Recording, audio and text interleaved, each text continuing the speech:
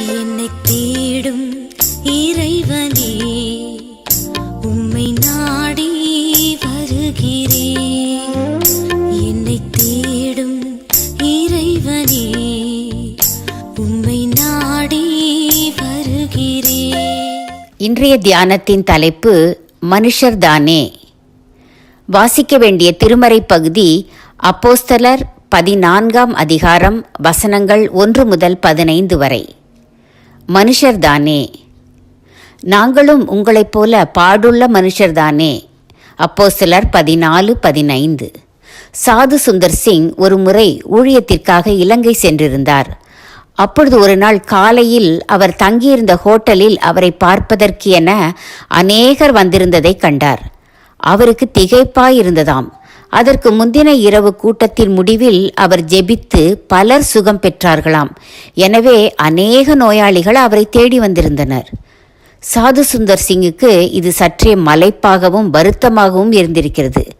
அவர்களுக்காக ஜெபித்து அனுப்பிய பின் அறைக்கதவை மூடிக்கொண்டு, ஆண்டவரே, எனக்கும் சுகமளிக்கும் வரம் வேண்டாம்.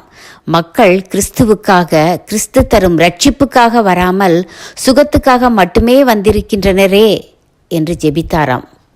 அப்போஸ்தலர்கள் காலம் முதல் இன்று வரை சாதாரண மக்களுக்கு சுகமளிப்பது பெரிய அற்புதம். சுகமளிப்பவர்கள் இறைவனுக்கு ஈடானவர்கள் என்ற நம்பிக்கை இருக்கிறது. அதனால்தான் லிஸ்தீரா பட்டணத்திலே பவுல் ஒரு சப்பானியை நடக்க வைத்ததைக் கண்டு பவுலையும் பர்னபாவையும் தேவர்கள் மனு ரூபமெடுத்து வந்திருக்கிறவர்கள் என்று சொல்லி அவர்களுக்கு பலியிடத் துணிந்தார்கள். மனிதர்களின் கண்களுக்கு சுகமளிப்பது மிக மிக பெரிய காரியமாய் தோன்றுகிறது. எனவே இன்றும் ஊழியர்கள் சிலருக்கு சுகமளித்துள்ளதை கேள்விப்பட்டால் அந்த ஊழியர்களை தேவைக்கு அதிகமாய் கொண்டாடி கனம் பண்ணி தேவனுக்கு கொடுக்க வேண்டிய மகிமையை அவர்களுக்கு கொடுக்க தொடங்கிவிடுகிறார்கள். இன்றைய ஊழியர்கள் பவுலையும் பர்னபாவையும் போல மக்கள் தேவனிடத்திற்கே திரும்ப வேண்டும் என்று அழுத்தமாய் பிரசங்கித்து புகழுக்கும் பெருமைக்கும் ஆசைப்படாமல் தங்களை தாழ்த்த வேண்டும் அல்லவா?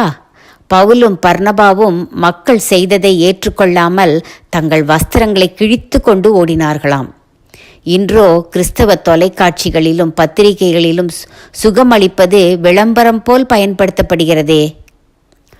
நோய்கள் வரும் போகும், ரட்சிப்பினால் வரும் நித்திய ஜீவன்தானே நிரந்தரம். நோய்கள் வரும் போகும், ரட்சிப்பினால் வரும் நித்திய ஜீவன்தானே நிரந்தரம்.